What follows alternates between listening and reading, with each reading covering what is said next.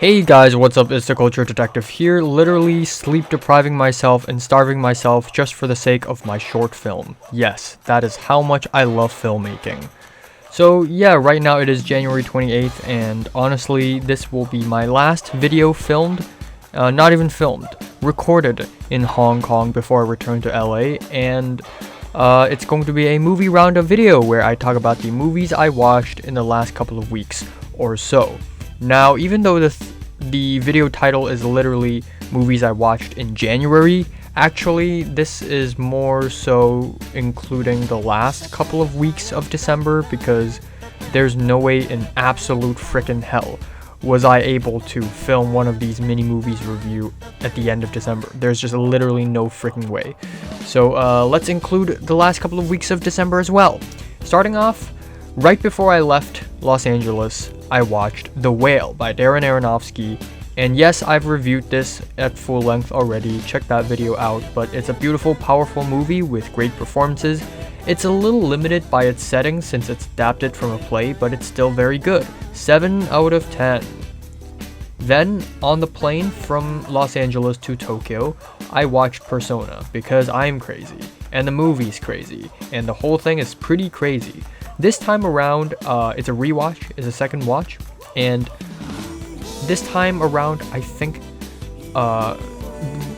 there's the nurse, Alma, who is the one who thinks she's in control, and then the other character, Elizabeth, has completely given up control and has remained silent for the rest of her life. But then again, it's only a speculation and it's only a theory, and that's exactly what makes this movie so damn good. It's that every single time people rewatch it, and every single time I rewatch it, I'll probably think of it differently and come up with a different theory. 10 out of 10. Shout out to my man Bergman.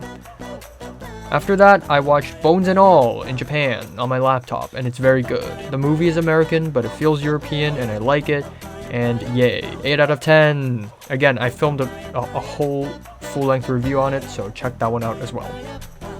So anyways, 2023 happened, and I watched The Face of Another, or Tanin no Kao, written and directed by Teshigara Hiroshi.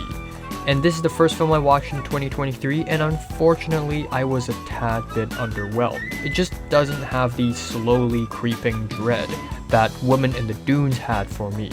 The score, the cinematography, and the editing are absolutely fantastic. I love the avant-garde style of the director, and I really love the themes of identity crisis explored in the story. It's just that the story itself isn't that captivating or interesting for me. I think the message is a little bit heavy-handed.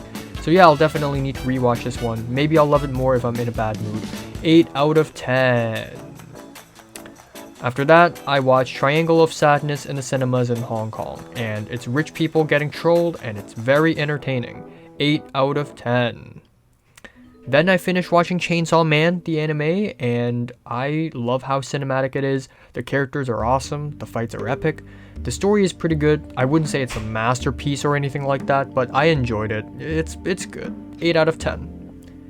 Then I went to cinemas and watched The Sparring Partner, which is a Hong Kong film, and I probably will not film a full-length review on this channel, so I'll talk a little bit more about this movie extensively right here, unless I somehow decide to do a review anyways in the future. I don't know. Anyways, it's kind of a mediocre movie, or mid, should I say. I like how the film tries to be a little bit experimental, but the dialogues, the editing, they're just a little too overdramatic. Some of the characters act in a very stereotypical way, and the ending literally makes no sense.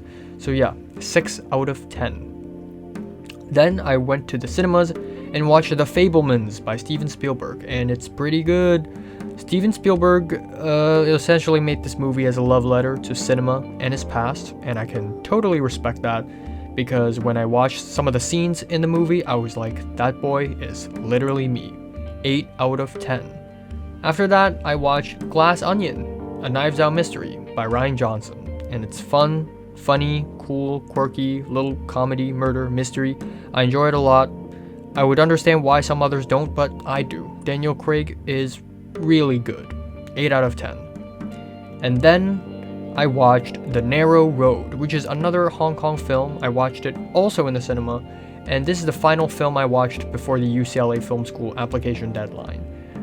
And yeah, that basically means after watching The Narrow Road, I basically didn't watch anything else for like 4 days straight. I didn't go outside of my apartment. I didn't watch anything else.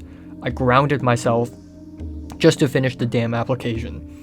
But yeah, this is one of those super realistic working class, we live in a society, suffering porn movie.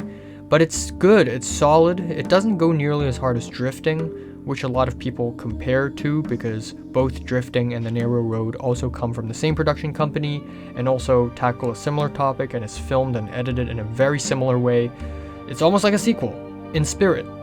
But yeah, the characters and the storytelling in this movie are a little bit blander, and the last half an hour is also pretty weak in terms of writing.